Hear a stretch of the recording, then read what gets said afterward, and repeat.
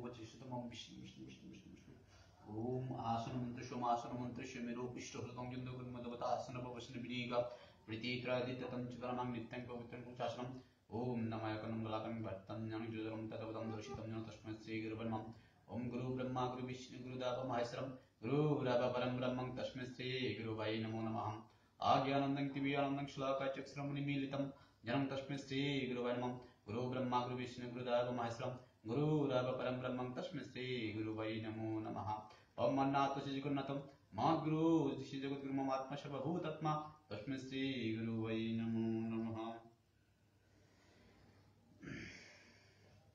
শ্রীমদ্ ভাগবত আজকে আমি দ্বাদশ স্কন্ধ থেকে পাঠ করব। দেখি দ্বাদশ স্কন্ধে কি কি রয়েছে।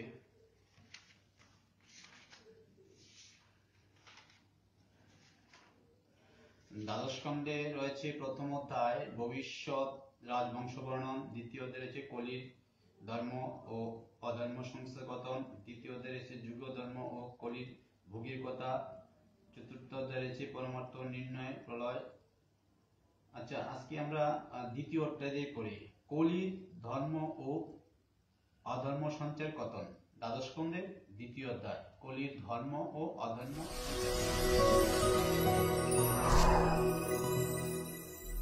কত পৃষ্ঠায়? 1066 পৃষ্ঠা।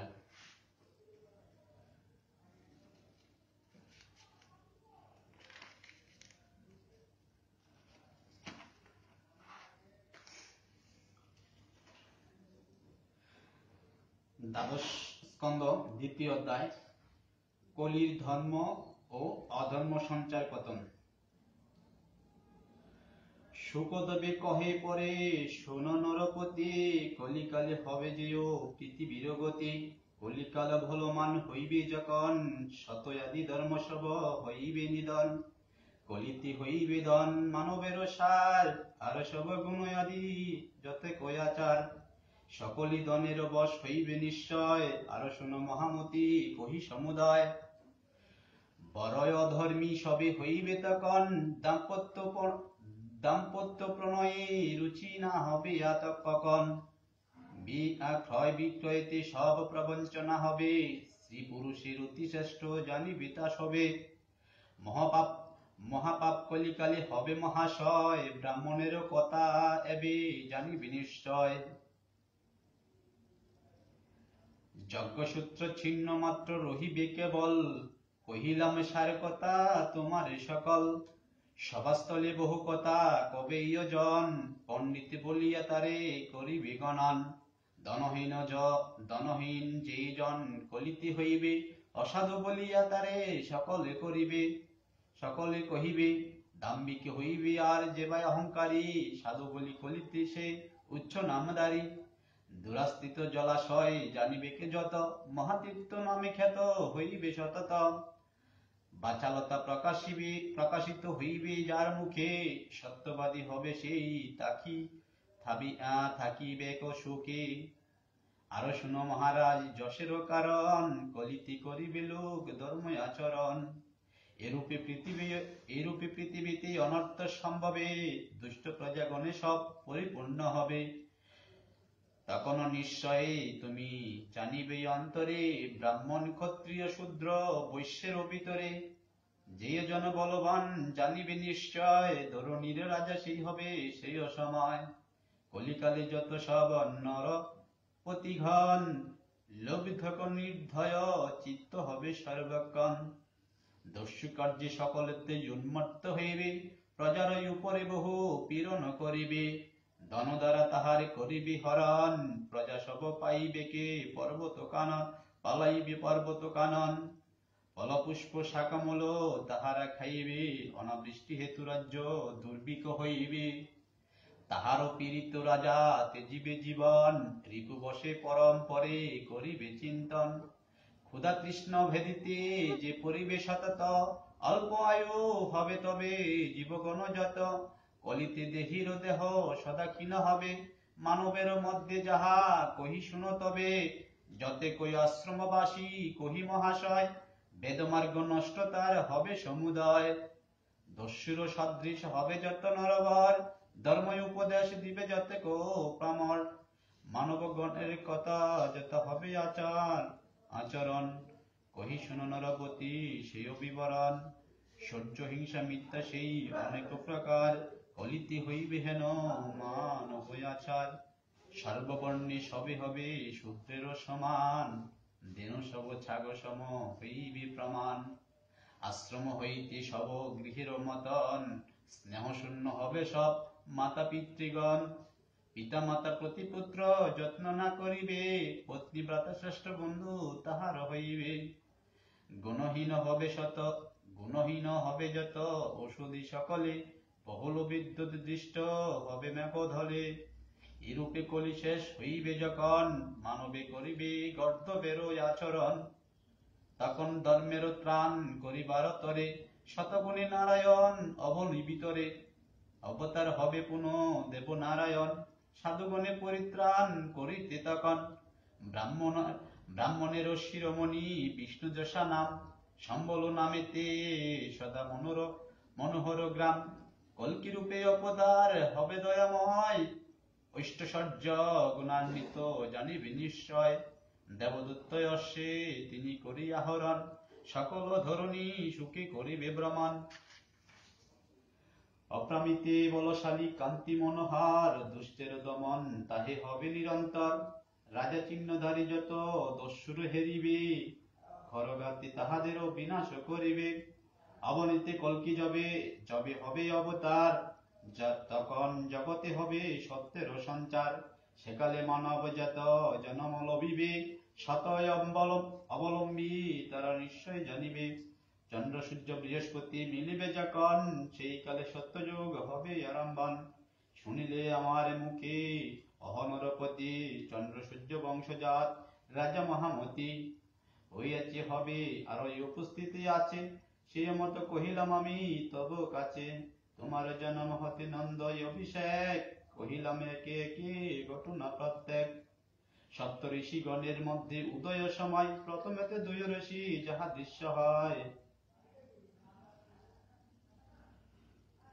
সেই দুই ঋষি মধ্যে শোনো বিবরণ, নিশীতে আকাশ মধ্যে নক্ষত্র যেমন সমসূত্রে অবস্থিতি দর্শন হয়, ঋষিগণ তাহাদের সহযুক্ত রয়, 100 বর্ষ তাহি করে অবস্থান, সারকথা কহি শুনো অহে মতিমান, এখনো জানিবে সে সব ঋষি, মগর আশ্রয়ী তারা রবে সর্বজন, তোমার সময় এই নিশ্চয় জানিবে, মহাশ্রয়ী ঋষিগণ যে কালে হইবে, সেই কালে বিষ্ণু মায়া স্বর্গেতে গমন, প্রবেশ করিলে কালী ধরায় তখন, যাহার প্রভাবে লোক পাপে মগ্ন হয়, সর্বদা সানন্দ মনে বিহার করায়, যতদিন পৃথিবীতে ছিল দয়াময়, পৃথিবীতে ছিল তার শ্রীচরণদয়, কলির প্রভাব নাহি ততদিনে ছিল, এতক্ষণে কলি আসি ধরা করাছিল, ততদিনই সপ্ত ঋষিরা মগাতে রহিবে, ততদিনই পৃথিবীতে কলি প্রবাসিবে, মগাচারী পূর্ব সারা গেলে ঋষিগণ, নন্দাভিত কলি হবে প্রবৃত্ত তখন, শ্রীকৃষ্ণ সদামে যবে গমন করিল, সেই দিনই কলি আসি ধরণী স্পর্শিল, অপূর্ব কতন পরে শুনো নরবার, অতীব হইল দিব্য সহস্র বছর, তাহার চতুর্থ ভাগ সত্য পুনর্বার, ধরণী আসিয়া শেষে করে অধিকার, তখন মানব মন হইবে নির্মল, এ জগতে আত্মাময় জানিবে সকল, এই রূপে যুগে যুগে ধরাতলে, মানবের বংশগণ্য করে সকলে, যে প্রকার মানবের বংশের গণন, সেই মতে ব্রাহ্মণাদি শূদ্র ক্ষত্রগণ, তাহাদের সংখ্যা যত গণন হইবে, মহাত্মাগণের নাম জ্ঞাপক জানিবে, তাদের কীর্তি মাত্র রহিবে সংসারে, কহিলাম সারে কথা এখনো তোমারে, শান্তনুর ভ্রাতা সেই দেবাবিষ ও মতি, ইক্ষ্বাকুকুলের মরু শ্রেষ্ঠ নরপতি, যুগ বলে মহাবলী হয়ে দুইজন, কলাপনগরে বাস করিবে তখন, কৃষ্ণ অনুমতি দ্বারা লইয়া আবার করিবে না পূর্বমত ধর্মের বিস্তার, সত্যতা দাপরায় কলি সময়ে ক্রমে অনুসারে এই প্রাণী সমুদয়ে ধর্ম প্রবৃত্তিত হয় শোনহ রাজন, আমি যাহাদের নাম কহিনু এখন। আরো আরো নরপতি যত সম্প্রদায় মোহিত হইবে সবে কলির মায়ায়। পরেতে সকল তারা হইবে নিধন, ধরণী ছাড়িয়া সবে করিবে গমন। রাজা নামে খ্যাত যারা জগতে বস্তুত, অন্তে কৃমি বিষ্ঠা সম হবে ভস্মীভূত। এয় দেহ তরে সেই প্রাণী হিংসা করে, অবশ্য সিয়োজন যায় নরক বিস্তরে। কি সুখে তাহারা হেন কর্মে হয় রত, এই রূপে কলি ধর্ম কহিয়ার সৎকত। ধর্ম না বুঝিতে পারি কলিপুত্রগণ, তাহাদেরও আশা হয় সর্বক্ষণ। মম পূর্ব পুরুষেরা আছিল যথায়, আমিও এসেছি এই ধরা বুকাশায়। এই রূপ মায়ায় বদ্ধ যত নৃপগণ, অন্ন জলময় দেহে আছো কর এ চিন্তন। শুনো কহি নরমণি কহিনি আমার, বলে নরপতি ধরা করিল অধিকার।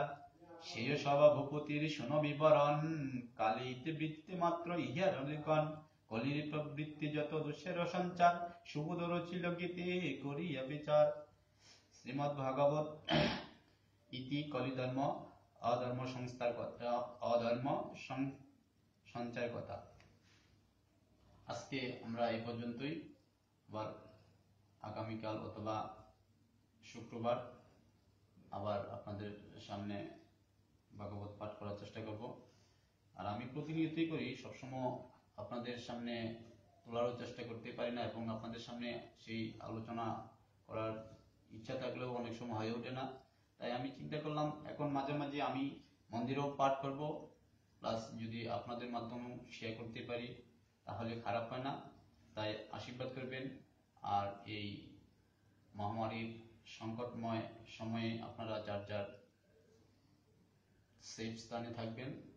আর সময় পেলে অবশ্যই ঈশ্বরের নাম গুণগান এবং মায়ের নাম গুণগান অবশ্যই করবেন, এবং নিজ নিজ ইষ্ট দেবতাদের প্রতি স্মরণ রাখবেন। হরে কৃষ্ণ কৃষ্ণ কৃষ্ণ হরে হরে, হরে রাম রাম রাম হরে হরে।